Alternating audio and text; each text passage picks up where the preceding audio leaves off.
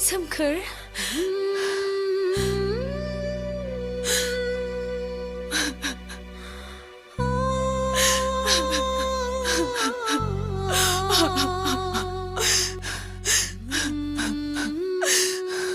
समायना नों बेवहाय सोरबाफोर जों सानैखौ नुफैब्ला मा साननांगौ?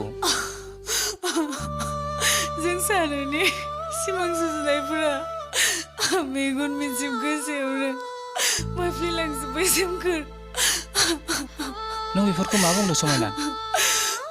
औ सोमखोर, बे रायजो, बे समाज आरो बे संसारा जोंनि मोजां मोनज्लायनायनि संसार नंबावलिया सोमखोर।